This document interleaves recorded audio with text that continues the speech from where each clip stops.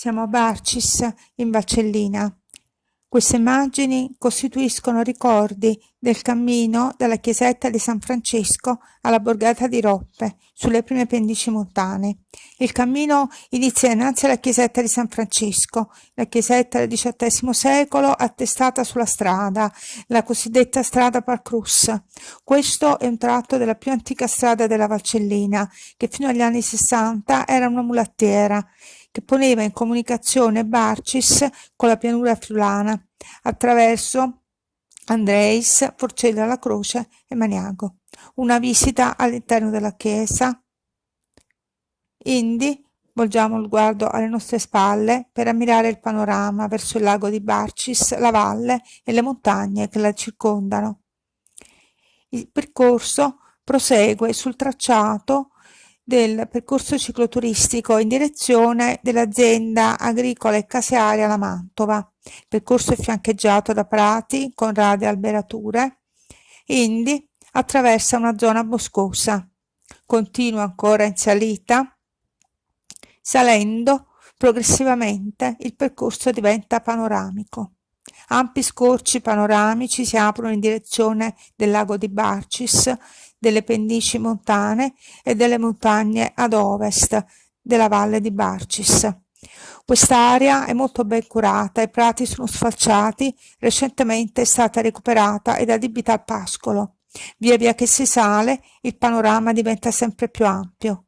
A sud si intravede il lago, le pendici boscose del Monte Longa, in basso la chiesetta di San Francesco. Proseguiamo il percorso sulla destra attraverso la borgata di Roppe, un nucleo di abitazioni installatesi in questo luogo nel XVIII secolo grazie alla favorevole morfologia del suolo. Si tratta infatti di una terrazza, di aree terrazzate molto ben esposte a sud, soleggiate, dotate di ampi prati. La borgata di Roppe oggi non è più stabilmente abitata.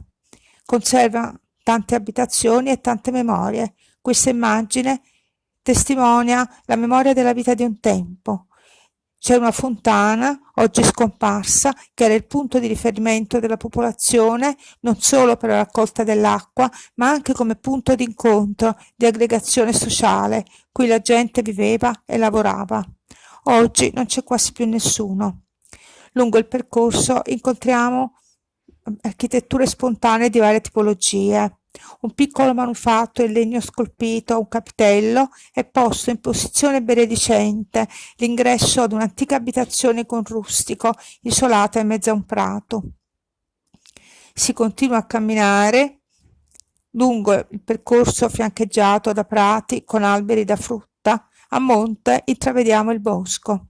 Lungo la strada si incontrano molte architetture di svariate tipologie, architetture spontanee tipiche della zona barciana, tutte immerse in un bellissimo paesaggio.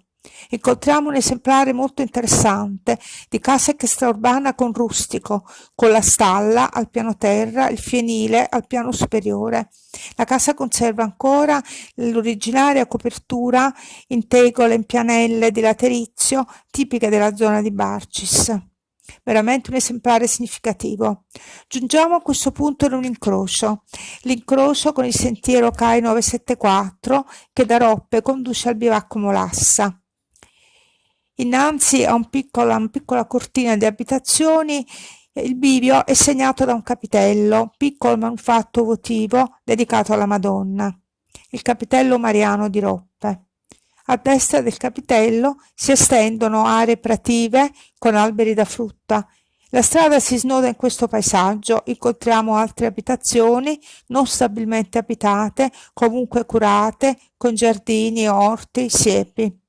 In fondo alla strada, alla sommità della terrazza di Roppe, è ubicata la chiesetta della Madonna delle Grazie, realizzata in questo punto agli inizi del XIX secolo. La chiesetta era officiata fino alla fine degli anni 60, adesso si trova isolata, sempre chiusa, in una posizione veramente bellissima, attestata su un costone roccioso che domina la valle. La chiesa, così come la vediamo oggi, costituisce il risultato di uno dei numerosi restauri che si sono succeduti nel tempo. L'ultimo è stato effettuato dagli alpini alla fine degli anni 60. Il sagrato è molto panoramico e consente l'affaccio su una zona boscosa e la vista dei monti di fronte. La visita all'interno della chiesa è estremamente interessante. È una visita emozionante, lo spazio interno è bellissimo, va gustato, un'esperienza da non perdere, ma bisogna anche rievocare le memorie di questa chiesetta, che è stata molto cara agli abitanti di Roppe finché sono rimasti qui. È stata più volte restaurata nel tempo. L'ultima volta, alla fine degli anni 60, è stata restaurata dagli alpini ed è stata inaugurata. In questa immagine vediamo tanta gente in festa in occasione dell'inaugurazione della chiesa. Ogni anno, alla fine degli anni 60, qui si svolgeva la festa degli alpini, c'era la messa e dopo tanti festeggiamenti a cui prendeva parte tutta la popolazione del luogo.